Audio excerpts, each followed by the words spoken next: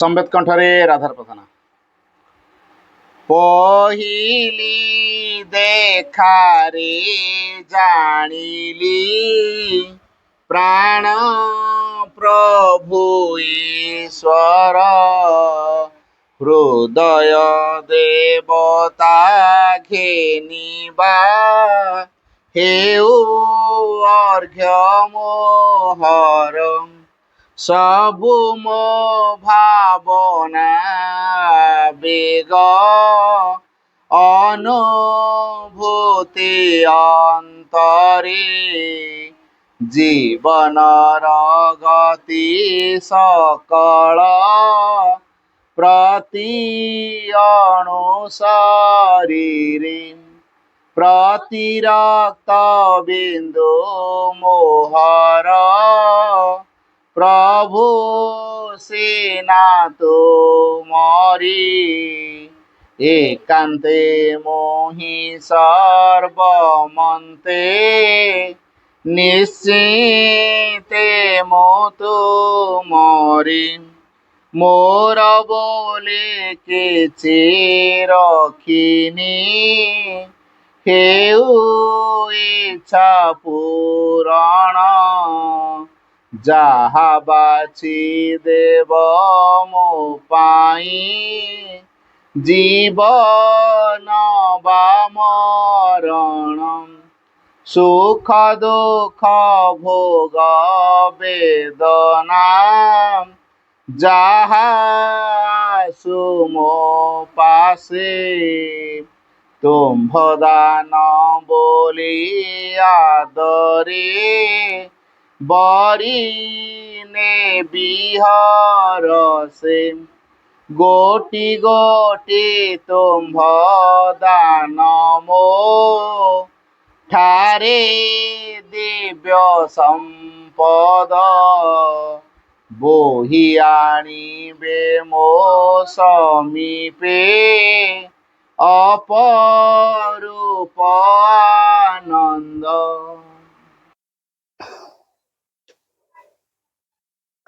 ମା ପୁସ୍ତିକା। ତୃତୀୟ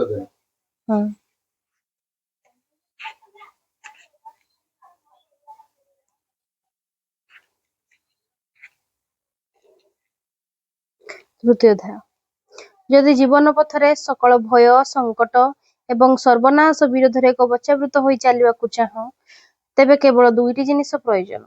ସେ ଦୁଇଟି ସର୍ବଦା ଏକ ସଙ୍ଗେ ରହେ।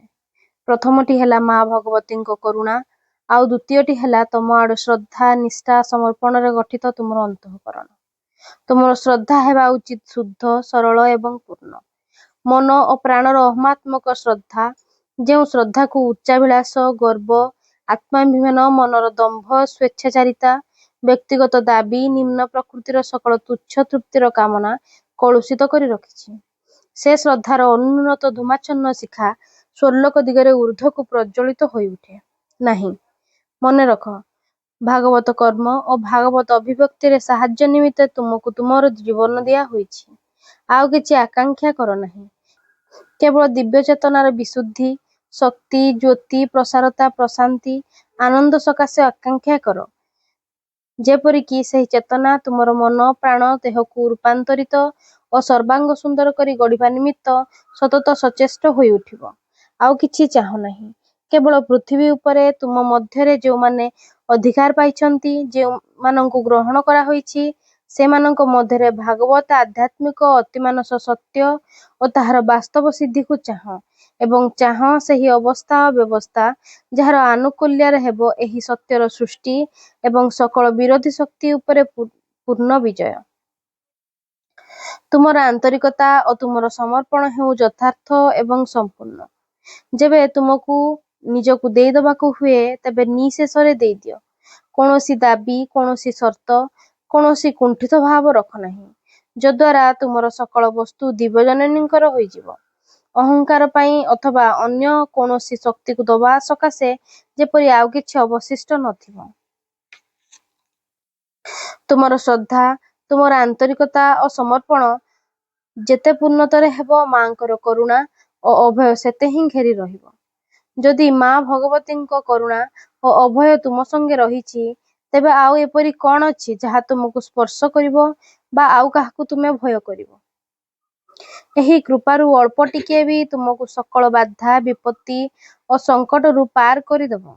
ତାଙ୍କର ପୂର୍ଣ୍ଣ ଉପସ୍ଥିତି ଯଦି ତୁମକୁ ଆବୃତ କରି ରଖେ, ତେବେ ନିରାପଦରେ ତୁମେ ତୁମ ପଥରେ ଚାଲିଯାଇପାରିବ। କାରଣ ସେ ପଥ ହେଲା ମାଙ୍କର। ଏ ଜଗତରେ ହେଉ ବା ଅଦୃଶ୍ୟ ଜଗତ ସମୂହରେ ହେଉ, କୌଣସି ଶତ୍ରୁ ଶକ୍ତି ତାହା ଯେତେ ଶକ୍ତିଶାଳୀ ହେଉନା କାହିଁକି, ତୁମକୁ ସ୍ପର୍ଶ କରିପାରିବ ନାହିଁ। କୌଣସି ବିଭୀଷିକା ତୁମ ଚିନ୍ତାର କାରଣ ହୋଇପାରିବ ନାହିଁ। ଏହି କରୁଣାର ସ୍ପର୍ଶରେ, ସଙ୍କଟ ସୁଯୋଗରେ, ବ୍ୟର୍ଥତା ସାର୍ଥକତାରେ, ଦୁର୍ବଳତା ଅମୋଘ ସାମର୍ଥ୍ୟରେ ପରିଣତ ହୁଏ। କାରଣ ଦିବ୍ୟଜନନୀଙ୍କର ଅନୁକମ୍ପା ହେଲା ପରମେଶ୍ୱରଙ୍କର ଅନୁମତି। ଏବେ ହେଉ ବା ପରେ ହେଉ, ତାହାର ଫଳ ସୁନିଶ୍ଚିତ, ପୂର୍ବନିର୍ଦ୍ଦିଷ୍ଟ, ଅବସମ୍ଭାବୀ ଓ ଅନିବାର୍ଯ୍ୟ। Savitri,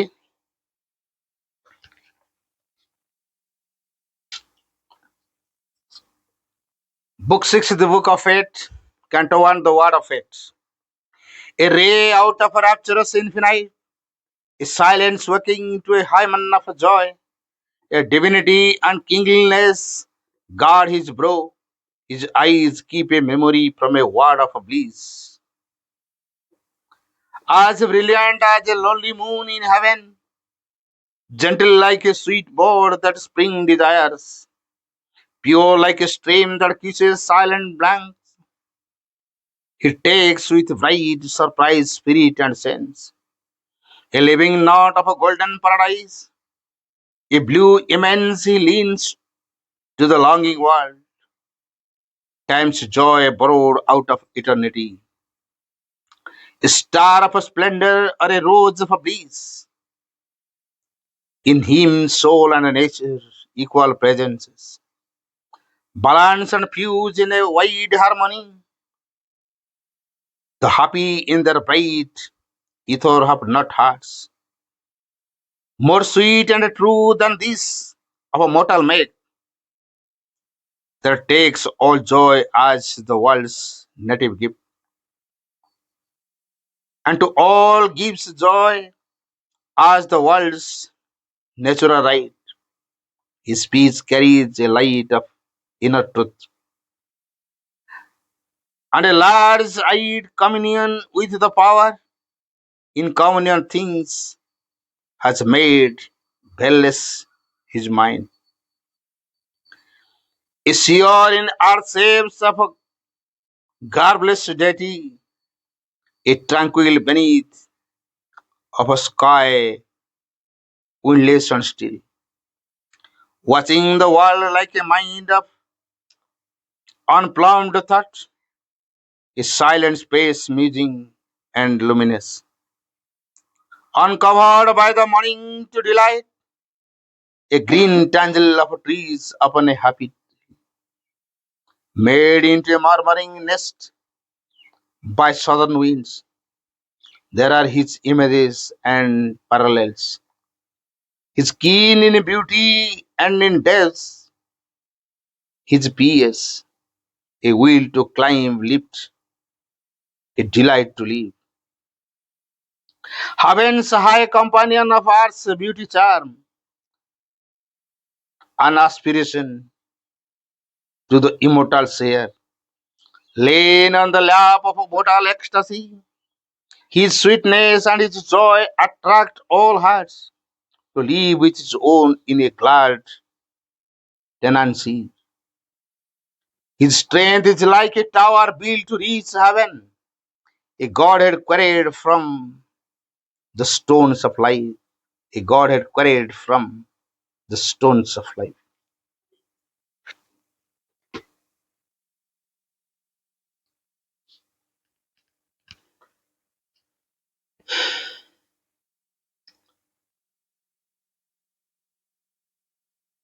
Pranam are the lotus feet of the Divine Mother.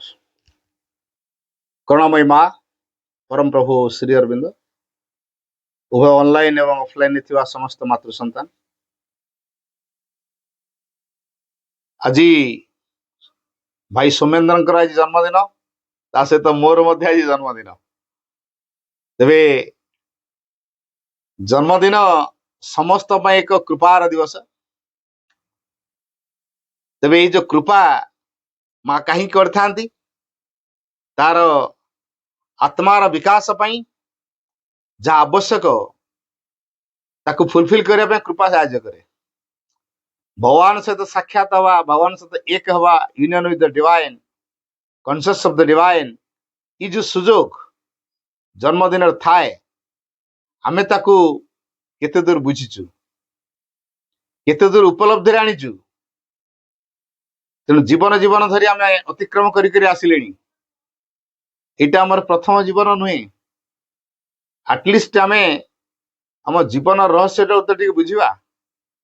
କାହିଁକି ଆମର ଏ ଜୀବନ ଆମକୁ ଦିଆଯାଇଛି, ଆଉ ଏ ଜୀବନର ସାର୍ଥକତା କୋଉଥିରେ ଅଛି? ତେବେ ଏଇ ସାର୍ଥକତାକୁ ଆମେ କେମିତି ସମ୍ଭବ କରିପାରିବା, ଏଇ କଥାଟିକୁ ଯଦି ଆମେ ଅନୁଧ୍ୟାନ କରୁ, ଯଦି ଆମେ ଏଇ କଥାଟିକୁ ଗୁରୁତ୍ୱ ଦଉ, ତାହେଲେ ଆମ ଜୀବନ ପାଇଁ ବାଟ ଖୋଲିଯିବ। ଯୋଉ ଉଦ୍ଦେଶ୍ୟରେ ଆମର ମାନବ ଜୀବନ, ତାକୁ ସାର୍ଥକ କରିବାରେ ଆମେ ସମର୍ଥ ହେଇପାରିବା। ତେଣୁ ଜନ୍ମଦିନକୁ ଆମେ ଆମ କୃପାର ଦିବସ ରୂପରେ ଗ୍ରହଣ କରିବା, ଆତ୍ମାର ଦିବସ ରୂପେ ଗ୍ରହଣ କରିବା, ଆମର ଆତ୍ମା ପାଇଁ ଆମେ ଜୀବନରେ କିଛି ସିଦ୍ଧାନ୍ତ ନେବାର ଦିବସ ରୂପେ ଗ୍ରହଣ କରିପାରିବା।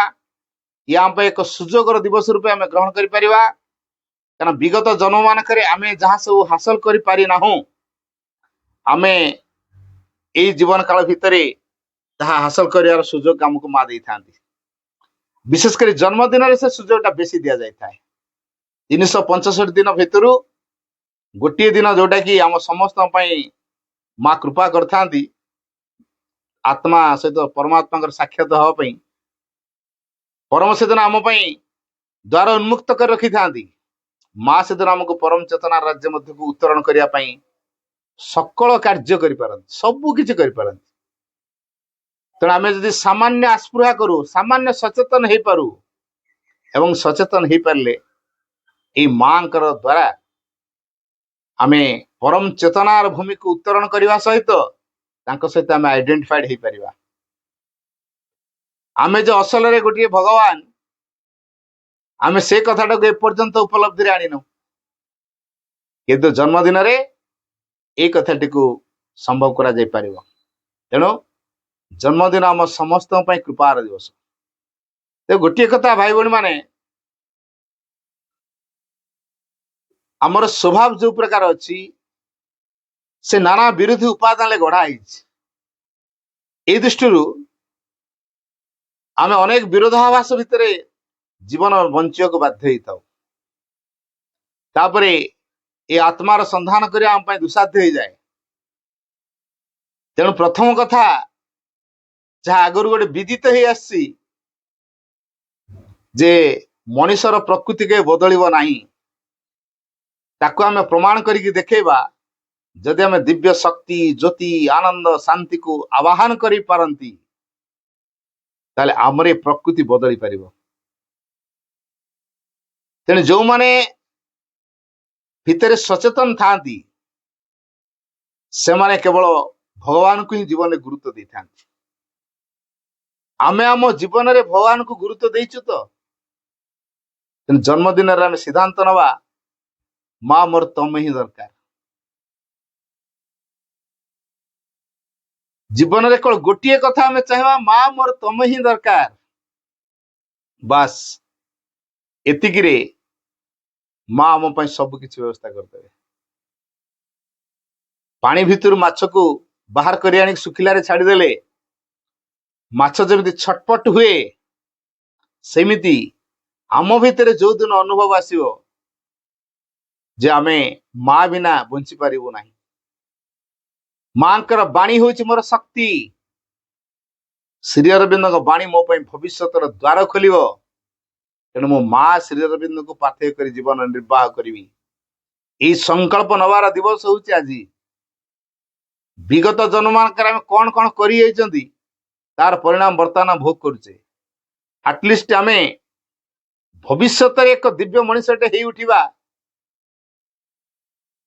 ଅତିମାନସ ଶକ୍ତିର ବାର୍ତ୍ତାବହ ହବା, ପରମଙ୍କର ସଂକଳ୍ପକୁ ସାକାର ରୂପ ଦେବା, ଡିଭାଇନ୍ ମ୍ୟାନିଫେଷ୍ଟେସନରେ ସହଯୋଗ କରିବା, ପୃଥିବୀକୁ ସ୍ୱର୍ଗ ରାଜ୍ୟରେ ବା ଦିବ୍ୟ ସ୍ୱର୍ଗ ରାଜ୍ୟରେ ପରିଣତ କରିବା ପାଇଁ ସହଯୋଗ କରିବା, ମାନବର ସୁଇ ଓ ସୀମାକୁ ଅତିକ୍ରମ କରି ଆମେ ଏକ ଅତିମାନବ ଦିବ୍ୟ ମାନବରେ ପରିଣତ ହବା, ପୃଥିବୀରେ ସ୍ୱର୍ଗକୁ ପ୍ରତିଷ୍ଠା କରିବା, ଅମରତ୍ୱକୁ ଲାଭ କରିବା, ଦିବ୍ୟ ଜୀବନକୁ ଲାଭ କରିବା, ଅଜ୍ଞାନତା, କାମ, କ୍ରୋଧ, ଲୋଭ, ମୋହ, ଅସୂୟା, ହିଂସା, ରୋଗ, ଜରା, ବାର୍ଦ୍ଧକ୍ୟ, ଏସବୁର ଯୋଉ ଆମେ ଦାସତାକୁ ସ୍ୱୀକାର କରିବାକୁ ବାଧ୍ୟ ହଉଛୁ, ତାକୁ ଅତିକ୍ରମ କରିବା ପାଇଁ ପ୍ରଯତ୍ନ କରିବା।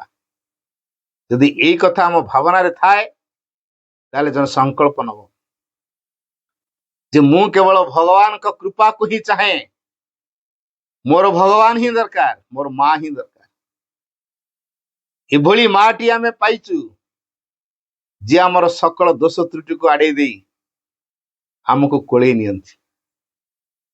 ଏଭଳି ମାଟି ଆମେ ପାଇଛୁ ଯିଏ ଆମକୁ ପୂର୍ଣ୍ଣତାରୁ କିଛି କମ ହେଲେ ଯେ ତୃପ୍ତ ହେଇପାରନ୍ତି ନାହିଁ, ସେଇଭଳି ମାଟି ଆମେ ପାଇଛୁ ଯିଏ ଆମକୁ ପୂର୍ଣ୍ଣାଙ୍ଗ କରି ଗଢିବେ। ଆମେ ଯୋଉ ଦର ଖଣ୍ଡିଆ ହେଇକି ଗଢି ହେଇଛୁ, ଅଧା ଖଣ୍ଡିଆ ହେଇକି ଗଢି ହେଇଛୁ, ଏଇଥିପାଇଁ ଆମ ଭିତରେ ଅପୂର୍ଣ୍ଣତା କ୍ରିୟାଶୀଳ ହଉଛି। ତେଣୁ ଏ ଅପୂର୍ଣ୍ଣତାକୁ ପୂର୍ଣ୍ଣତା ରୂପ ଦେବା ପାଇଁ, ଅନ୍ଧକାର ଭିତରୁ ଆଲୋକକୁ ଉତ୍ତରଣ କରିବା ପାଇଁ, ଦୁର୍ବଲ୍ୟତା ଭିତରୁ ସବଳତା ବା ଶକ୍ତି ସବଳ ହାସଲ ହେବା ପାଇଁ, ଅପୂର୍ଣ୍ଣତା ଭିତରୁ ପୂର୍ଣ୍ଣତାକୁ ଯାତ୍ରା କରିବା ପାଇଁ, ବିଭାଜନକୁ ଏକତ୍ର ରୂପ ଦେବା ପାଇଁ, ଆମ ଭିତରେ ସନ୍ଦେହ, ଅବିଶ୍ୱାସ, ଦୁରାଗ୍ରହକୁ ଦୂର କରି ଏକ ପରିପୂର୍ଣ୍ଣ ଭାବକୁ ଆମ ଭିତରେ, ଏକ ଶୁଦ୍ଧଭୂତ ଭାବକୁ ଆମ ଭିତରେ ପ୍ରତିଷ୍ଠା କରିବା ପାଇଁ ହେଲେ କେବଳ ମା ଦରକାର। ଆମ ଭିତରେ ଯୋଉ ଆବରଣ ରହିଛି, ସେ ଆବରଣକୁ ଛିନ୍ନ କରିବା ଭଳି ସାମର୍ଥ୍ୟ କୌଣସି ମଣିଷ ପାଖରେ ନାହିଁ। ତେଣୁ ଯେପର୍ଯ୍ୟନ୍ତ ଆମର ଆବରଣ ଛିନ୍ନ ହେଇନାହିଁ, ଊର୍ଦ୍ଧ୍ୱରୁ ଦିବ୍ୟ ଶକ୍ତି ଆମ ଭିତରୁ କେମିତି ଅନୁପ୍ରବେଶ କରିବ, କେମିତି ଆମର ସମଗ୍ର ସତ୍ତାକୁ ଅଧିକାର କରିବ, କେମିତି ଆମେ ଦିବ୍ୟ ଉପାଦାନରେ ପରିପୁଷ୍ଟ ହବା। ତେଣୁ ଏ ଆବରଣ ଯୋଉ କଠିନ ଆବରଣଟି ପଡିଛି, ତାକୁ ଭେଦ କରିକି ଊର୍ଦ୍ଧ୍ୱରୁ ଶକ୍ତି ଆସିବାକୁ ହେଲେ ମାତୃଶକ୍ତିଙ୍କର ପ୍ରଥମ ହସ୍ତକ୍ଷେପ ଦରକାର। ଯେପର୍ଯ୍ୟନ୍ତ ମାତୃଶକ୍ତି ହସ୍ତକ୍ଷେପ କରିନାହାନ୍ତି, ସେ ପର୍ଯ୍ୟନ୍ତ ଆମେ ରୂପାନ୍ତର କଥା ଆଶା କରିପାରିବାନି। ତେଣୁ ଆମ ଜୀବନର ଅସଲ ଆଭିମୁଖ୍ୟଟି ହେଉଛି ସେଇ ପରମ ଚେତନାକୁ ଆମ ସମଗ୍ର ସତ୍ତାରେ କ୍ରିୟାଶୀଳ କରାଇ ଦିବ୍ୟ ଅଭିବ୍ୟକ୍ତିରେ ନିଜକୁ ସାମିଲ କରିବା। ତେଣୁ ସେଇ ଉଚ୍ଚତମ ଶକ୍ତି କେତେବେଳେ ଅବତରଣ କରିବ? ଭିତରେ ସେଇ ଗ୍ରହଣଶୀଳ ଅବସ୍ଥା ତିଆରି ହେଲେ ତ, ଭିତରେ ସେଇ ନମ୍ରତାର ଅବସ୍ଥା ତିଆରି ହେଲେ ତ, ଭିତରେ ସେଇ ପ୍ରକାର ବ୍ୟାକୁଳ ଡାକିବା ଆରମ୍ଭ ହେଲେ ତ। ଆମ ଭିତରେ ସେ ବ୍ୟାକୁଳତା ତିଆରି ହେଇନି। ତେଣୁ ଜନ୍ମଦିନରେ ଆମେ ଆଟଲିଷ୍ଟ ଏତିକି ସଂକଳ୍ପ ନେବା, ମୁଁ କେମିତି ବ୍ୟାକୁଳ ହେଇକି ଭଗବାନଙ୍କୁ ଡାକିବି, ମାକୁ ଡାକିବି। ମୋ ଜୀବନରେ ମା କେମିତି ଗୁରୁତ୍ୱପୂର୍ଣ୍ଣ ହେବେ, ମୋ ଜୀବନରେ ଆଉ ସବୁ ତୁଚ୍ଛ ହେଇଯିବେ। ଯଦି ଯିଏ ଜୀବନରେ ମାକୁ ଗୁରୁତ୍ୱ ଦେଇଛି, ତା ପାଇଁ ଯାହା ଆବଶ୍ୟକ ମା ଦେଇଥିବେ। ତେଣୁ ଏଇ କଥାଟିକୁ ଯଦି ଆମେ ଅନୁଭବ କରିପାରୁଥିବା, ତାହେଲେ ଆମେ ମାକୁ ଖୋଜିବା। ଯଦି ଆମ ଜୀବନରେ ଆମେ ମାକୁ ଗୁରୁତ୍ୱ ଦେଇନୁ, ମାଙ୍କ ପ୍ରଭାବକୁ ଆମ ଭିତରେ କ୍ରିୟାଶୀଳ ହେବା ପାଇଁ ଚାହୁଁନୁ, ତାହେଲେ ଆମେ ଏକ ଜଡ ପଦାର୍ଥ ଭଳିଆ କଠୋର ଟାଣ ହେଇଯାଇଛୁ, ବଧିରା ହେଇଯାଇଛୁ। କୌଣସି ରେସ୍ପନ୍ସ ଆମ ଭିତରେ ନାହିଁ। ପରିବର୍ତ୍ତନ ହବା କେମିତି? ତେଣୁ ଆମକୁ ନମନୀୟ ହବାକୁ ପଡିବ। ଏଇ ନମନୀୟ ଗୁଣ ପାଇଁ ଆମେ ମାଙ୍କୁ ମାଗିବା, ମା ମତେ ତମେ ନମନୀୟ କରିଦିଅ, ଫୁଲ ଭଳି ନମନୀୟ କରିଦିଅ। ଫୁଲ ନମନୀୟ ହେଇଛି ବୋଲି କେତେ କେତେ ରଙ୍ଗକୁ ପ୍ରକାଶ କରିବା ସହିତ ସୌନ୍ଦର୍ଯ୍ୟକୁ ପ୍ରକାଶ କରୁଛି, ତୁମ ସେବାରେ ଲାଗି ପାରୁଛି। ମତେ ସେଇଭଳିଆ କର। ପରିବେଶକୁ ସୁଗନ୍ଧରେ ଭରି ଦେଇ ସମସ୍ତଙ୍କ ମନକୁ ସେ କିଣି ନେଉଛି। ସମସ୍ତେ ତା ଆଡକୁ ଆକୃଷ୍ଟ ହେଇଯାଉଛନ୍ତି। ମତେ ଆଟଲିଷ୍ଟ ଫୁଲ ଭଳି ନମ୍ର କରିଦିଅ। ତେଣୁ ମାଙ୍କ ପାଖରେ ଏଇ ପ୍ରାର୍ଥନା ଯିଏ କରିପାରୁଛି, ସବୁବେଳେ ଜୀବନରେ ସଫଳତା ବିଫଳତା ଇଏ ଆମ ପାଇଁ ଗୁରୁତ୍ୱପୂର୍ଣ୍ଣ ନୁହେଁ। ମାତୃ ଚେତନାରେ କେତେ ଗଢି ହେଲେ ସେଇଟା ହଉଛି ଗୁରୁତ୍ୱପୂର୍ଣ୍ଣ। ଜୀବନରେ କେତେ କେତେ ଘାତ ପ୍ରତିଘାତ ଆସିବ, ଉତ୍ଥାନ ପତନ ଆସିବ। ଆମେ ଯେତେବେଳେ ଗୋଟେ ରାସ୍ତାରେ ଯାଉଛେ, କୋଉଠି ଉଠାଣି ପଡିବ ତ କୋଉଠି ଖସାଣି ପଡିବ।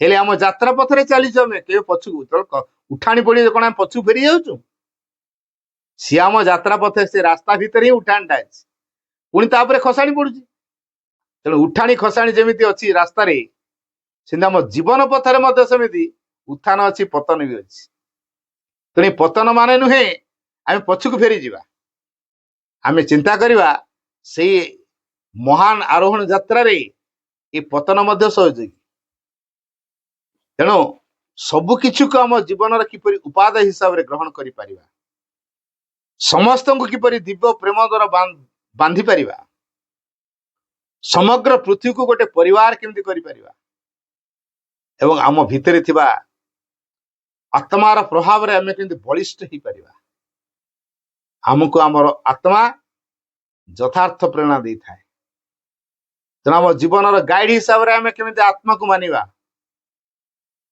आम जीवन प्रभु हिसाब से मानिबा तांकरी पाखे निजको किपरि निवेदन करि परिबा सकल प्रकार अहंगत बोध को आम भीतर किपरि मूलोत्पाटन करिबा एई कथाटी को शिक्षा करिया पई हेले जो ज्ञान दरकार माँ को जन्मदिन में से ज्ञान मागिबा माँ मते से ज्ञान दियो से सामर्थ्य दियो से चेतना दियो से शक्ति दियो से प्रेम दियो जेपरि कि मु तुमर ही उठिबी माँ मु एकांतरे तमर तमे होच मोर मु आउ कहार हवा को चाहे ना जी माँ हवा को चाहे आउ कहार हवा को चाहे ना माँ ताकू कोली नियंती तेणु आमे माँ हवार संकल्पटा जन्मदिन रे नवा माँ मते एमिति अवस्था तैयारी करो मो भीतर को एमिति उपादान रे भरी दियो जेमिति कि मो जीवन रे मु केवल तमको ही एकांतरे चाहिबी मो जीवन रे आउ अलगा किछि रहिबनी वर्तमान समाज जो प्रकार मिथ्याचार ढेउरे भासी चली मु कौन से मिथ्याचार ढेउरे भासीबी ना गभीरता भीतर को प्रवेश करी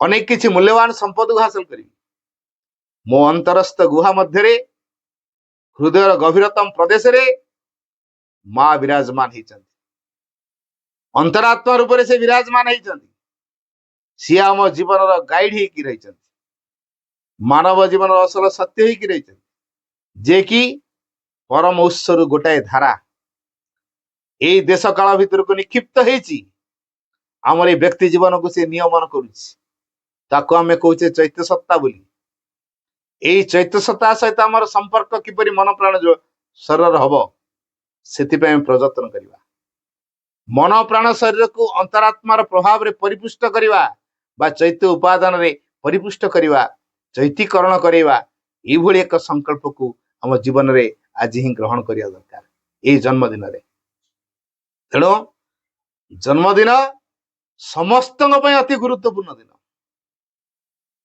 कहना परमंक सहित आम साक्षात हवार दिन से दिन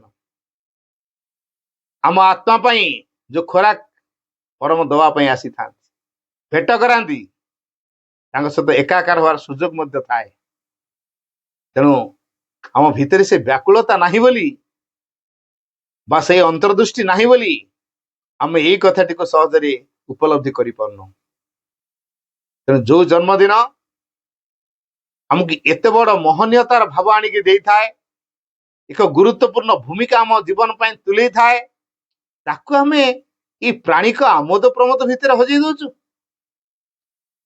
मनस्तरीय भाव में कार्य करुचु प्राणर उन्मादनार उत्पात होइके आमे काम करुचु जन्मदिन होचे आत्मार दिवस चेतनार विकास हबार दिवस तेणु बाह्य दुनिया रे कौन हैला सेतिर अभिभूत न होई मो अंतर जीवन भितर मु केमती डुबी रहिबी सेही प्रकार भाव को आमे तैयारी करिया दरकार भितरे केते आमे गभीर रु गभीर अंतर्मुखी होचे सुड़ंगर शेष रही at the end of the tunnel there is the light सुड़ंगर शेष गोटे आलोक जहाँ कह आगु वृद्धांगुठी सदृश रही आम टे देखा गभीर ध्यान मध्य बुड़ी रहा समग्र सत्ता को अंतर्मुखी करवा बाह्य प्रभाव द्वारा के विचलित हवा नहीं कहार सफलता केते मिलगला आमे देखिकी ଶିହରି ଉଠୁଛୁ, ଏଇଟା ହଉଛି ଆମ ଇଗୋଇଜିମ୍। ମା ଗୋଟିଏ ବାଣୀରେ କହିଛନ୍ତି, it is the egoism that sucks to see the egoism in others। ଇଏ ହଉଛି ଆମ ଭିତରେ ସେ ଅହଙ୍କାର ବୋଧ, ଯେ କି ଅନ୍ୟ ଭିତରେ ସେ ଅହଙ୍କାରକୁ ଦେଖିଲେ ଶିହରି ଉଠେ। ଅନ୍ୟମାନେ ପ୍ରାଚୁର୍ଯ୍ୟତା ଭିତରେ ବଢି ଚାଲିଲେ, ବାହ୍ୟ ଚାକଚକ୍ୟତା ଭିତରେ ବଢି ଚାଲିଲେ, ଆମେ ଦେଖିକି ଅସହ୍ୟ ବୋଧ କଲୁ। ମୋର ଏମିତି ହୁଅନ୍ତା କି, ମୁଁ ଏମିତି କରନ୍ତି କି? ତାମାନେ କଣ, ମୁଁ ବହିର୍ମୁଖୀ ହୁଅନ୍ତି? ସେମାନେ ବାହ୍ୟ ଦିଗରେ ଡେଭଲପ କରୁଛନ୍ତି, ତାଙ୍କର ଆନ୍ତର ଉନ୍ନତି ହଉନି। ଆମେ କଣ ଚାହିଁବା ଆମର ବାହ୍ୟ ଜୀବନ ଉନ୍ନତି? କୋଉ ଜୀବନ ଆମକୁ ଯଥାର୍ଥ ମୂଲ୍ୟବୋଧ ଦବ? ଆମକୁ ଅନ୍ତର ଜୀବନ ଯଥାର୍ଥ ମୂଲ୍ୟବୋଧ ଦବ। ଅନ୍ତର ଚେତନାର ପରିବର୍ତ୍ତନ ଆମକୁ ସାର୍ଥକତା ଆଣିକି ଦବ। ଆମ ଅନ୍ତରାତ୍ମା ସହିତ ସମ୍ବନ୍ଧ ଯେତେ ନିବିଡ଼ତମ ହବ, ଆମେ ସେତେ ଦିବ୍ୟ ପ୍ରଭାବକୁ ଗ୍ରହଣ କରିପାରିବା। ଏଇ ଅନ୍ତରାତ୍ମାର ପ୍ରଭାବକୁ ଲାଭ କରିବାକୁ ହେଲେ ଆମ ପାଇଁ ଜନ୍ମଦିନ ହଉଛି ଏକ ପ୍ରକୃଷ୍ଟ ଦିନ। ତେଣୁ ସମ୍ପୂର୍ଣ୍ଣ ନିରବତାର ବାତାବରଣ ଭିତରେ କୌଣସି ବାହ୍ୟ ପ୍ରଭାବ ଦ୍ୱାରା ବଶୀଭୂତ ନ ହୋଇ ଆମେ ଯଦି ଅନ୍ତର ଭିତରେ ସେଇ ମାଙ୍କୁ ଦେଖୁଥିବା, ମାଙ୍କ ଚେତନା ଭିତରେ ନିଜକୁ ହଜେଇ ଦଉଥିବା, ମାଙ୍କ ସହିତ ଏକାକାର ହଉଥିବା, ସତେ ଯେମିତି ମା ମତେ କୋଳି ନେଇଛନ୍ତି, ମୁଁ ତାଙ୍କର ପ୍ରଭାବ ଭିତରେ ହଜି ଯାଇଛି, ମୋର ଆଉ ଗୋଟେ ମୁଁ ପୃଥକ ସତ୍ତା ବୋଲି ଅନୁଭବ କରିପାରୁନି, ମା ଓ ମୁଁ ଏକ ହେଇଯାଇଛି। ଏଇ ବୋଧ ଭିତରେ ଜୀବନଟିକୁ ଯଦି କଟେଇ ପାରିଲେ, ତାହେଲେ ଏ ଜୀବନ ଆମକୁ ସାର୍ଥକତା ଆଣିକି ଦବ। ତେଣୁ କେତେ ଆମେ ଏଇ ଜନ୍ମଦିନରେ ମାଙ୍କୁ ଚିନ୍ତନରେ ଆଣୁଛୁ, କେତେ ମାତୃ କାର୍ଯ୍ୟ ଭିତରେ ନିମଗ୍ନ ହେଇ ରହୁଛୁ, କେତେ ଅନୁଭବରେ ମାଙ୍କୁ ଆଣୁଛୁ, କେତେ କାର୍ଯ୍ୟରେ ମାଙ୍କୁ ପରିପ୍ରକାଶ କରୁଛୁ, ସିଏ ହଉଛି ଆମ ପାଇଁ ଗୁରୁତ୍ୱପୂର୍ଣ୍ଣ କଥା। ତା ମାନେ ନୁହେଁ ଆମେ ଚୁପଚାପ କୋଉଠି ବସି ଖାଲି ମା ମା ହଉଥିବା। ସବୁରି କାର୍ଯ୍ୟ ଭିତରେ ମାଙ୍କୁ ଉପଲବ୍ଧି କରିପାରୁଥିବା। ଏଇ ଡିଭାଇନ ରିଏଲାଇଜେସନ ହଉଛି ଆମ ଜୀବନର ସବୁଠୁ ଗୁରୁତ୍ୱପୂର୍ଣ୍ଣ ଦିଗଟି। ଯେପର୍ଯ୍ୟନ୍ତ ଆମ ଦିବ୍ୟ ଉପଲବ୍ଧି ଆମର ଆସିନାହିଁ, ଆମ ଜୀବନରେ କିଛି ଆମେ ପ୍ରୋଗ୍ରେସ କରିନୁ। ଯିଏ ଜୀବନରେ ଦିବ୍ୟ ଉପଲବ୍ଧି କରିପାରିଛି, ସିଏ କେବଳ ଦିବ୍ୟକୁ ହିଁ ଚାହିଁବ। ତେଣୁ ଦିବ୍ୟ ଉପଲବ୍ଧି ସତରେ କଣ ସମ୍ଭବ? ମା କହିଲେ, there is no one for whom it is impossible to realize the divine. For some it may take many years, but there are some who can do this in the very lifetime. It is a question of will, and for the present moment I must say that the conditions are particularly favorable. ତା ଅର୍ଥ, ମା କହିଲେ there is no one, ଏମିତି କେହି ଜଣେ ବି ନାହିଁ, for whom, ଯାହାଙ୍କ ପାଇଁ କି it is impossible to realize the divine, ଏଇ ଭଗବାନକୁ ଉପଲବ୍ଧି କରିବାଟା ଅସମ୍ଭବ। ତା ଅର୍ଥ, ଭଗବାନକୁ ଉପଲବ୍ଧି କରିବା ସମସ୍ତଙ୍କ ପକ୍ଷେ ସମ୍ଭବ। ସଂସାରରେ ସମସ୍ତେ ଭଗବାନଙ୍କୁ ଉପଲବ୍ଧି କରିପାରିବେ, ଯେତେକ ମନୁଷ୍ୟ ଅଛନ୍ତି। For some it may take many years, କେତେକଙ୍କ ପାଇଁ ଏଇଟା ଅନେକ ବର୍ଷ ଲାଗିଯାଏ, ଏପରିକି ଜୀବନ ବିତିଯାଏ।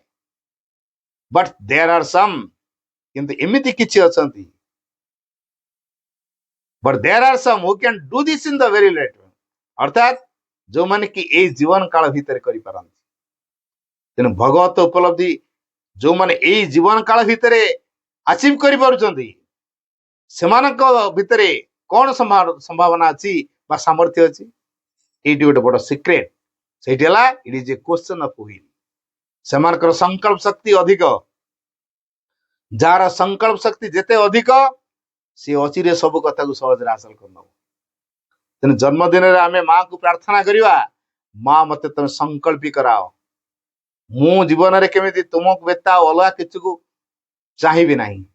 ଯେତେ ମତେ ପ୍ରଲୋଭନ ଦେଖାନ୍ତୁ, ସଫଳତାର ପ୍ରଲୋଭନ ଆମକୁ ବିରୋଧ ଶକ୍ତି ଦେଖେଇ ଦିଏ, ଆମେ ବଶୀଭୂତ ହେଇଯାଉ। ତାପରେ କହୁ ହଁ ଆଗ ଲାଇଫରେ ସକ୍ସେସଟା ହେଇସାରୁ, ଫାଙ୍କା ଟାଇମ ହେଲେ ଟିକେ ଭଗବାନ ଡାକିଲେ ହବନି। ଭଗବାନ କଣ କୁଆ ପଳେଇ ଯାଉଛନ୍ତି କି? ସେ ତ ଯୁଗ ଧରି ଅଛନ୍ତି ନା, ଏବେ ନହେଲେ ପରେ ହବ, କଣ ଅଛି? ଆଗେ ଲାଇଫରେ ଟିକେ ଏନ୍ଜୟ କରି ସାରିବା, ଲାଇଫରେ କିଛି ସକ୍ସେସକୁ ଆଚିଭ କରି ସାରିବା, ତାପରେ ଯେତେବେଳେ କିଛି ନ ପାରିବା, ପ୍ରଭୁ କୁଆଡେ ଗଲ, ଏବେ ମୋର ତମେ ଦରକାର। ତେଣୁ ଯେପର୍ଯ୍ୟନ୍ତ ଆମେ ପାରୁଛୁ ଲାଇଫକୁ ଏନ୍ଜୟମେଣ୍ଟ ଭିତରେ ହଜେଇ ଦଉଛୁ। ସତରେ କଣ ଭାଇ ଭଉଣୀ ମାନେ ସଂସାରକୁ ଆମେ ଏଇଥିପାଇଁ ଆସିଛୁ? ମା ସ୍ପଷ୍ଟ ଭାବରେ ଆମକୁ କହିଲେ, we are not here to lead an easy and comfort life. जो माने इजी लाइफ और कंफर्ट लाइफ चाहूथिबे तांको जीवन रे असुविधा असुविधा असुविधा ही रहइबो। सेमान को प्रति मुहूर्त रे अनेक किसी जंत्रणा भोगिया पड़ियो, कारण से लक्ष्य पथर विच्युत हो जाइछन्ति। बाह्य चाकचक्यता को से मुहेइछन्ति, बाह्य आडंबर भितर से अछन्ति। अन्य मानस यही प्रकार कले आमे भी सेमति करबा, सेति में अधिक रोजगार भी करबा, अधिक विलासी हवा, लाइफ रे टे एंजॉय करबा, से प्रकार स्टेटस मेंटेन करबा। एई भली भाबरे से माने जीवन को देखिले। जीवनटा सेति पे उद्दिष्ट हेकि नथिला। तर जीवन कोथि पे दिला? जदि आमे एक सहज आरामदायक जीवन बंचिया पे आसी ना संसार को, कोथि पे आसीचु? We are here to find the divine, to become the divine and to manifest the divine. आमे संसार भितर को आसीचु भगवान को खोजिबु बोली, भगवान ने परिणत हबु बोली एवं भगवान को प्रकाश करिबु बोली। तेणु भगवान को प्रकाश करिया कले एक भगवान ने परिणत होबाक पड़ियो। तेणु भगवान को प्रकाश करिया शेष कार्य। भगवान आगे हेई उठियो तो, तेणु भगवान हेई उठियो कले भगवान सहित मिसिया दरकार। तेणु संकल्प आम से कथा रखा माँ मु तुम सहित केमती एकाकार हेबी, जहाँ ना हूँ यूनियन विथ द डिवाइन, अर्थात भगवान सहित एक हेबा, to become conscious of the divine, भगवान विषय सचेतन हवा। कारण ये भगवान अच्छी बोली आमे कथा कहचे, ये भगवान अच्छी बोली आमे देखि पारुचे, ये भगवान अच्छी बोली आमे बंचीचे, भगवान अच्छी बोली ये संसार अच्छी। यदि भगवान न थाते तारे संसार भी न थांता, किछि भी क्रियाशील हो पारंता नहीं।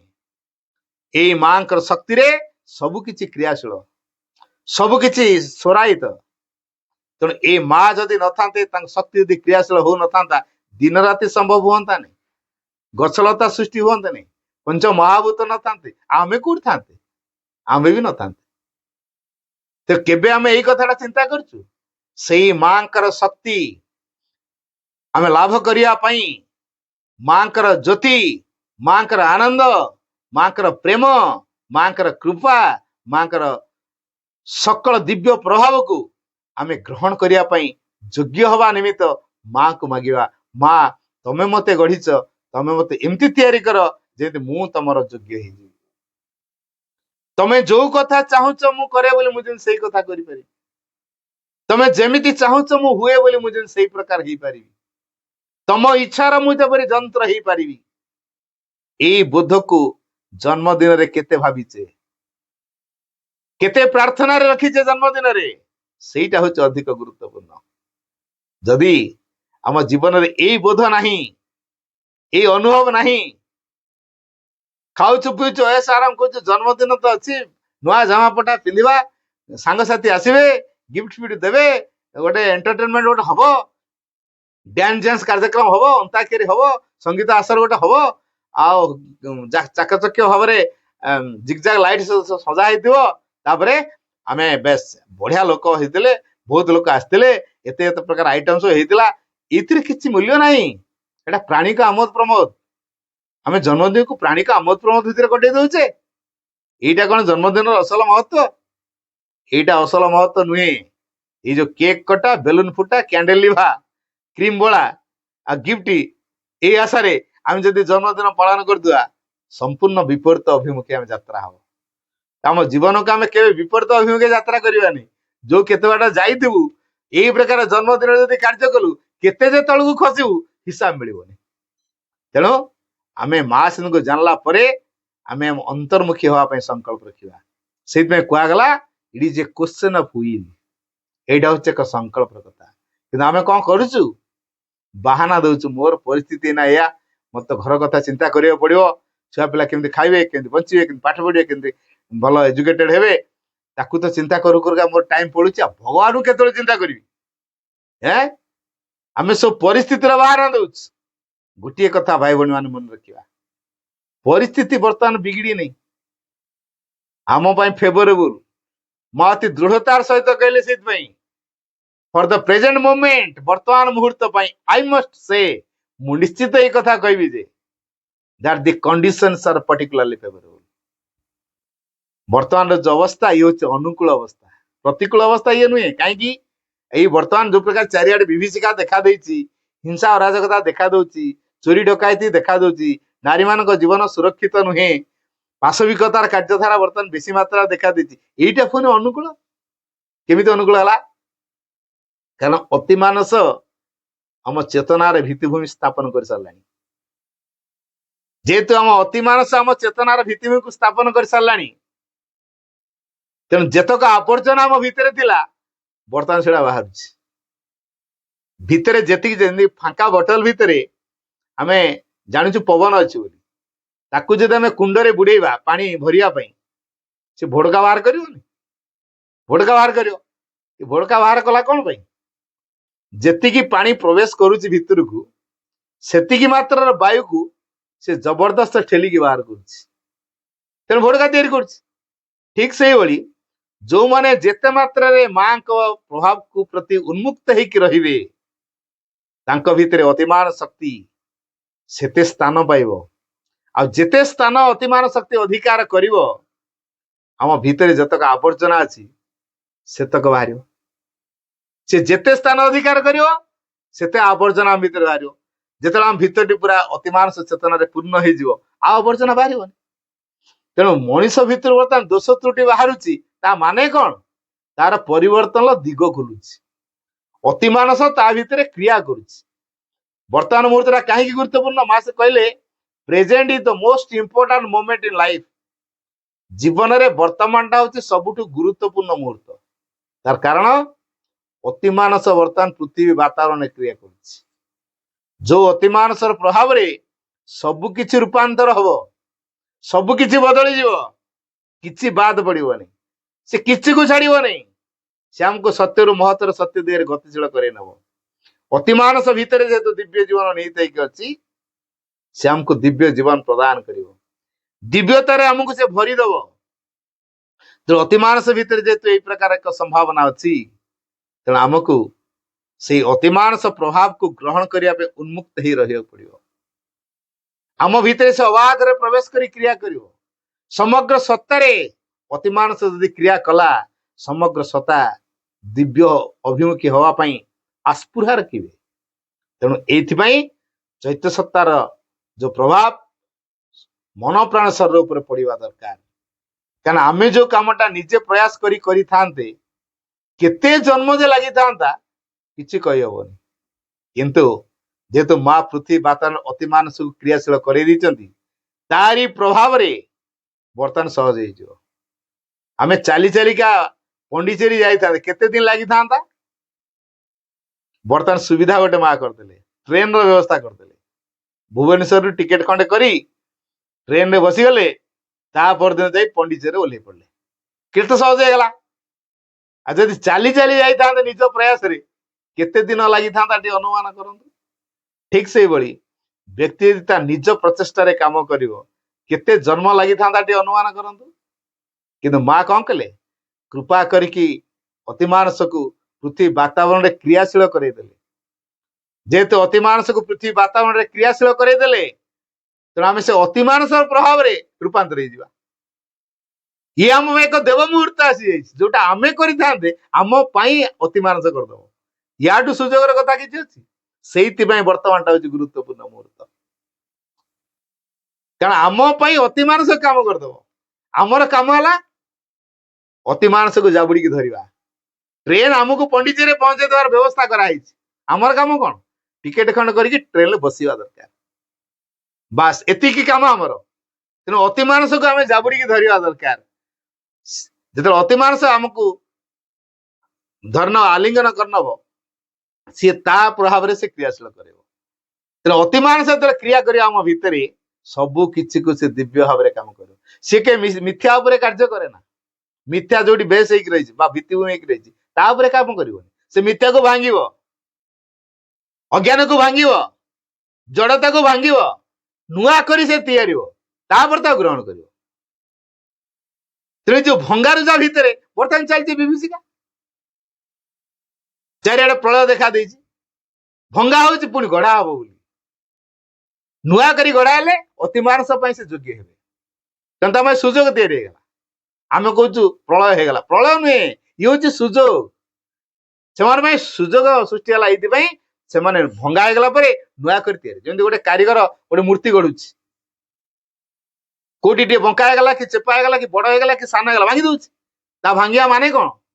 ଦ୍ୱିତୀୟ ଥର ଯେତେବେଳେ ଆଉ ଥରେ କରିବ ଆହୁରି ସୁନ୍ଦର କରି ତାକୁ ତିଆରି ହବ। ତେଣୁ ଆମ ଭିତରେ ଯୋଉ ଅପୂର୍ଣ୍ଣତା ଅଛି ସେ ଆହୁରି ପୂର୍ଣ୍ଣତା ରୂପ ନେଇ ସୃଷ୍ଟି ହବ। ତେଣୁ ମା ବର୍ତ୍ତମାନ ସେଇ ପ୍ରକାର କାର୍ଯ୍ୟଧାରା କରୁଛନ୍ତି। ପୃଥିବୀ ବାତାବରଣ ଭିତରେ ଅତି ମାନସକୁ ଛାଡି ଦେଇଛନ୍ତି। ଆଚ୍ଛା, ଏଇ ଯୋଉ ବାତାବରଣ ଭିତରେ ଛାଡିଦେଲେ ସେଠି ଏଇ ବାତାବରଣ ଭିତରୁ କିଏ ବାଦ ପଡିବ? ଗଛଲତା, ପଶୁପକ୍ଷୀ, ଜୀବଜନ୍ତୁ, ମନୁଷ୍ୟ, ପୃଥିବୀର ସକଳ ଜୀବ, ସକଳ ଧର୍ମର ଲୋକ, ସକଳ ଗୋଷ୍ଠୀର ଲୋକ, ସକଳ ଦେଶର ଲୋକ, ସକଳ ଜାତିର ଲୋକ ପବନ ନେଇକି ବଞ୍ଚୁଥିବେ ନା ବିନା ପବନ ବଞ୍ଚୁଥିବେ? ଯଦି ପବନ ଭିତରେ ଅତି ମାନସ କାମ କରୁଛି, ତାହେଲେ ପବନ ଭିତରେ ଯଦି ଅତି ମାନସ କାମ କଲା, ଶ୍ୱାସରେ ତ ଆମେ ପବନ ନବୁ ନା। ଧୀରେ ଧୀରେ ହଉ ପଛକେ, ଟିକେ ଟିକେ ଅତି ମାନସ ହଉ ପଛକେ, ସେ ତ ଆମ ଭିତରକୁ ଯିବ ନା। ତେଣୁ ଜ୍ଞାତରେ ହଉ ବା ଅଜ୍ଞାତରେ ହଉ, ପ୍ରତ୍ୟେକ ଅତି ମାନସକୁ ହିଁ ଗ୍ରହଣ କରୁଛନ୍ତି। ସେ ଯୋଉ ଧର୍ମର ଲୋକ ହେଇଥାନ୍ତି, ଯୋଉ ଦେଶର ଲୋକ ହେଇଥାନ୍ତି, ଯୋଉ ଭାଷାଭାଷୀର ଲୋକ ହେଇଥାନ୍ତି, ସେ ପାକିସ୍ତାନର ଲୋକ ହୁଅନ୍ତୁ କି ଚୀନର ଲୋକ ହୁଅନ୍ତୁ, ଇରାନର ଲୋକ ହୁଅନ୍ତୁ କି ଇସ୍ରାଏଲର ଲୋକ ହୁଅନ୍ତୁ, ଯୋଉ ଦେଶର ଲୋକ ହୁଅନ୍ତୁ, ପବନ ନ ନେଇକି କିଏ ବଞ୍ଚିବ? କେହି ବଞ୍ଚି ପାରିବେନି। ଆଉ ମା ପବନର ଅତି ମାନସକୁ ଛାଡ଼ିଦେଲେ, ଯାହା ତୁ କ୍ରିୟା କର। ତେଣୁ ପୃଥିବୀ ସାରା ଅତି ମାନସକୁ ଯେହେତୁ କ୍ରିୟାଶୀଳ କରେଇ ଦେଇଛନ୍ତି ପୃଥିବୀରେ, ବର୍ତ୍ତମାନ ପବନ ନ ନେଇକି କିଏ ବଞ୍ଚିବ ମତେ କହନ୍ତୁ? ତେଣୁ ଆମେ ଏଇ କଥାଟିକୁ ସଚେତନ ପୂର୍ବକ ଗ୍ରହଣ କରିବା। ଆଉ କେତେକ ଅଚେତନ ଭାବରେ ଗ୍ରହଣ କରୁଛନ୍ତି, ଜାଣୁନାହାନ୍ତି ପବନ ନଉଛନ୍ତି। ଆଉ କେତେକ ଜାଣି ଶୁଣି ନେବେ। ଯୋଉମାନେ ଜାଣି ଶୁଣି ନଉଥିବେ ସେମାନଙ୍କର ପରିବର୍ତ୍ତନଟା ଶୀଘ୍ର ହବ। ଆଉ ଯୋଉମାନେ ଅଜାଣତ ନଉଥିବେ ଧୀରେ ଧୀରେ ଧୀରେ ଧୀରେ ଜ୍ଞାନ ଉଦୟ ହବ, ଜ୍ଞାନ ପ୍ରତି ଉନ୍ମୁକ୍ତ ଆସିବ, ତାପରେ ଗ୍ରହଣଶୀଳ ହବ, ତାପରେ ଯେ କାମ ହବ ଟିକେ ଡେରିରେ ହବ, କିନ୍ତୁ ହବାଟା ନିଶ୍ଚିତ। ତେଣୁ ଯେହେତୁ ଅତି ମାନସ ପୃଥିବୀ ବାତାବରଣ ବର୍ତ୍ତମାନ ମା କାମ କରେଇ ଦେଇଛନ୍ତି, ତେଣୁ ଇଏ ହଉଛି ଆମ ପାଇଁ ଏକ ଗୋଲ୍ଡେନ ଆୱାର, ସୁବର୍ଣ୍ଣ ମୁହୂର୍ତ୍ତ ଇଏ। ତେଣୁ ୟାକୁ କୁହାଯାଏ ଦେବ ମୁହୂର୍ତ୍ତ ବୋଲି ବି କୁହାଯାଏ, ଆୱାର ଅଫ ଗଡ ବୋଲି କୁହାଯାଏ ହେଲା। କାରଣ ଗୋଲ୍ଡେନ ଅପରଚ୍ୟୁନିଟି ୟା ଭିତରେ ଅଛି। ସେ ଗୋଲ୍ଡେନ ଅପରଚ୍ୟୁନିଟି କଣ? ମାନବର ସ୍ୱୀୟ ସୀମାକୁ ଆମେ ଅତିକ୍ରମ କରି ଦିବ୍ୟ ମଣିଷଟେ ହବାର ଚାନ୍ସ ଅଛି। ସତରେ କଣ ଆମେ ମଣିଷ ଦିବ୍ୟ ହବ? ଏଇ ମଣିଷ ହବନି। ଏ ମଣିଷ ଭିତରେ ଯେତେବେଳେ ଅତି ମାନସ କ୍ରିୟା କରିବ, ସର୍ବାଙ୍ଗ ସତ୍ତାରେ ଅତି ମାନସ ଭରପୁର ହବ, ତାପରେ ସେ ଦିବ୍ୟ ହବ। ଆଉ କଣ ଏଇ ମଣିଷଟା ହେଇଯିବ? ସେ ଅତି ମାନସକୁ ଆଗ ନଉ, ତା ଭିତରେ ଅତି ମାନସ କ୍ରିୟା କରୁ, ତାର କ୍ରିୟାର ପ୍ରଭାବରେ ସବୁ ବଦଳିବ, ସିଏ ହବ ଅତି ମାନବ। ତେଣୁ ଆମେ ଅତି ମାନବ ହବା ପାଇଁ ଇଚ୍ଛା କଲେ ତ ସେ ଆମ ଭିତରେ ସୁଯୋଗ ସୃଷ୍ଟି କରିବ। ଆମେ ଯଦି ଦୂରେଇ ରହିବା, ଯୋଉଠି ଲୁଚିଲେ ବି ସେ ଆସି ଛାଡିବନି। ପବନକୁ ଆପଣ କୋଉଠି ଲୁଚେଇକି ଛାଡିବ କୁହନ୍ତୁ? ସବୁ ଜାଗାରେ ପବନ ଅଛି, କୋଉଠି ଲୁଚେଇବେ? ଲୁଚେଇକି ରଖିପାରିବେ। ତେଣୁ ଅତି ମାନସ ପାଖରେ କୌଣସି ମିଥ୍ୟା ଲୁଚିକି ରହିପାରିବନି। ବର୍ତ୍ତମାନ ଦେଖନ୍ତୁ, ଯେ ସବୁ ଟଙ୍କା ପଇସା ସବୁ କୋଟି କୋଟି ଟଙ୍କା ସବୁ ହଡପ କରିଥିଲେ, ଧରା ପଡୁଛନ୍ତି ନା ନାଇଁ? ଲୁଚିକି ରହିପାରିବ ନାହିଁ। ତେଣୁ ବର୍ତ୍ତମାନ ମୁହୂର୍ତ୍ତଟା ହଉଛି ଗୁରୁତ୍ୱପୂର୍ଣ୍ଣ ମୁହୂର୍ତ୍ତ ହେଲା। ସେ ଗଳି କନ୍ଦି ସନ୍ଧି ଭିତରେ ଯୋଉଠି ଥିଲେ ବି ଅତି ମାନସ ବାହାର କରିଦବ। ତେଣୁ ପୃଥିବୀରେ ବର୍ତ୍ତମାନ ଅତି ମାନସର ପ୍ରେସର ଜବରଦସ୍ତି ଚାଲିଛି, ତାକୁ କେହି ରୋକି ପାରିବେନି। ଏତେ ପାୱାରଫୁଲ, ଅତି ମାନସ ପ୍ରଭାବ କିଏ ରୋକିଲା ଭଳିଆ ପୃଥିବୀରେ କୌଣସି ଶକ୍ତି ନାହିଁ। କାହିଁକିନା ପୃଥିବୀରେ ଆଜି ପର୍ଯ୍ୟନ୍ତ ଅତି ମାନସ ଅବତରଣ କରି କ୍ରିୟା କରିନଥିଲା। ଶ୍ରୀ ଅରବିନ୍ଦ ତପସ୍ୟା କରି ଏ ଅତି ମାନସକୁ ପୃଥିବୀକୁ ଅବତରଣ କରି କ୍ରିୟା କରାଇଲେ, ମା ତାକୁ କାର୍ଯ୍ୟକାରୀ କରାଇଲେ। ପ୍ରଭୁ ଅତି ମାନସକୁ ଅବତରଣ କରାଇଲେ ନିଜ ସୂକ୍ଷ୍ମ ଭୌତିକ ଶରୀରକୁ, ମା ତାକୁ ଆଣିଲେ, ତାପରେ କ୍ରିୟା କରାଇଲେ। ଏଇ ଯୋଉ ମା ଯୋଉ କ୍ରିୟା କରାଇଲେ, ତାହେଲେ ଆମର କାମ କଣ?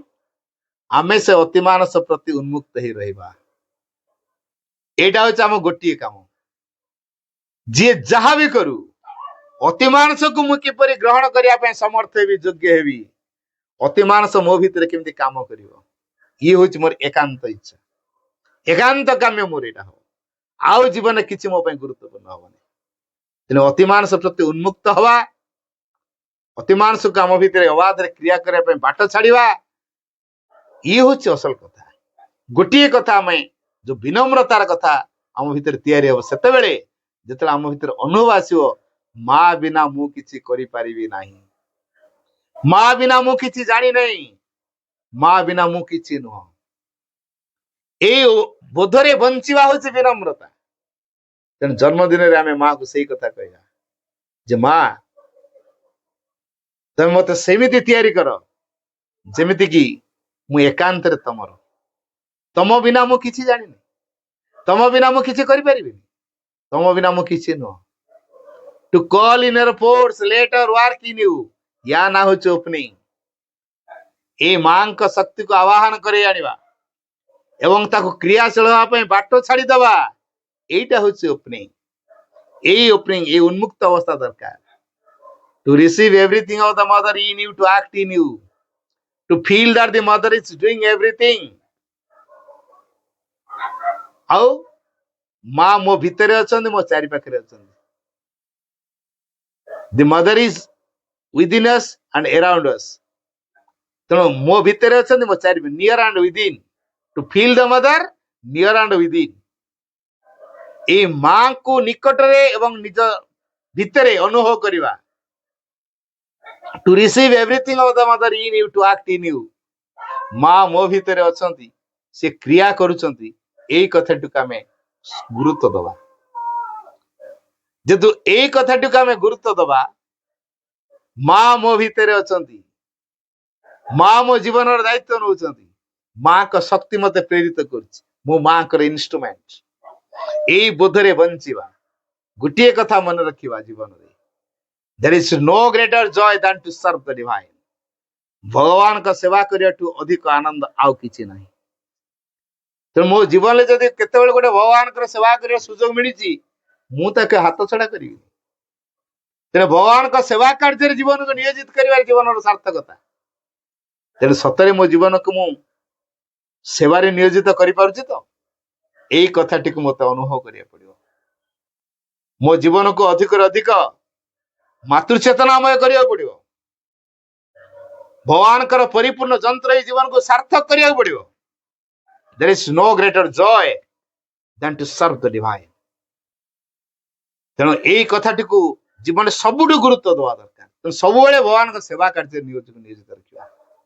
ସବୁବେଳେ ଭଗବାନଙ୍କ ସେବା କାର୍ଯ୍ୟରେ ଜୀବନକୁ ନିୟୋଜିତ କରି ରଖିପାରିଲେ ଆମ ଜୀବନ ସାର୍ଥକ ହେଇପାରିବ। ତେଣୁ ଜନ୍ମଦିନରେ ସେଇ ପ୍ରାର୍ଥନା ରହୁ, ମା ମୁଁ ଯେମିତି ତମ ସେବାରେ ଲାଗିପାରେ, ମୁଁ ତମର ଯେମିତି ସର୍ଭିଟରଟି ହେଇଯାଏ, ସେବକଟି ହେଇଯାଏ। ସତ୍ୟ ଜ୍ଞାନ ଯୁକ୍ତ ଶିଷ୍ୟର ଆନୁଗତ୍ୟର ଭାବ ମୋ ଭିତରେ ତିଆରି କର, ସେବାରେ ମୁଁ ଆନନ୍ଦ ନେଇପାରେ, ମା ମତେ ସେଇ ପ୍ରକାର କର। ତେଣୁ ମାଙ୍କ ହାତରେ ଯନ୍ତ୍ରପାତି ହବାରେ ଗୌରବ କେତେ, ଯେ ଯନ୍ତ୍ର ହେଇଛି ସେ ହିଁ ଅନୁଭବ କରିପାରିବ। ତେଣୁ ଜନ୍ମଦିନ ବୃଥାରେ କଟେଇବାନି, ଅତି ମହତ୍ୱପୂର୍ଣ୍ଣ ଦିବସ ଇଏ, ଆମ ଜୀବନ ପାଇଁ ସବୁଠୁ ମହତ୍ୱ ରଖିଛି ଏ ଦିବସ। ତେଣୁ ଆମେ ଜୀବନକୁ କେ ବୃଥାରେ କଟେଇବା ପାଇଁ ଚେଷ୍ଟା କରିବାନି। 364 ଦିନ କଟେଇ ଦଉଛେ ଏନ୍ଜୟମେଣ୍ଟ ଭିତରେ, ଆଟଲିଷ୍ଟ ଗୋଟିଏ ଦିନ ଭଗବାନ ପାଇଁ, ଆମ ଅନ୍ତରାତ୍ମା ପାଇଁ ତ ସୁଯୋଗ ଦବା। ଇଏ ହଉଛି ଭାଗ୍ୟବାନ ଯୋଉମାନେ ଅନ୍ତରାତ୍ମା ପାଇଁ ଜନ୍ମଦିନଟିକୁ ଉଦ୍ଦିଷ୍ଟ କରିଥାନ୍ତି, ତା ବିଷୟରେ ଅଧିକରୁ ଅଧିକ ସଚେତନ ହେଇଥାନ୍ତି। ତେଣୁ ଜନ୍ମଦିନକୁ ଆମେ କୌଣସି ପ୍ରକାରେ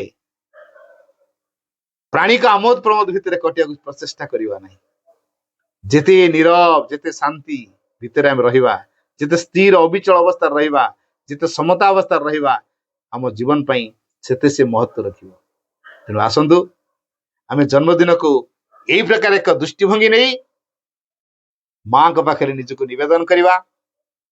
ମନେ ରଖିବା, ଜୀବନକୁ ଯଦି କେହି ମହତ୍ତମ କରି ଗଢିବେ, ସେ ହଉଛନ୍ତି କେବଳ ମଦର। ଜୀବନରେ ଗୋଟେ ବ୍ରତ ରହିବ, ଓନ୍ଲି ମଦର ନନ୍ ଅଦର। ଜନ୍ମଦିନରେ ଆଜି ସଂକଳ୍ପ ନେବା, ମୁଁ ଯେପରି ସବୁବେଳେ ଭଗବାନଙ୍କୁ ଚିନ୍ତା କରିପାରେ, ଭଗବାନ ନିମିତ୍ତ କର୍ମ କରିପାରେ, ଭଗବାନ ନିମିତ୍ତ ଜୀବନ ଧାରଣ କରିପାରେ। ସମସ୍ତଙ୍କୁ ଅଶେଷ ଧନ୍ୟବାଦ। ବନ୍ଦେ ମାତରମ୍।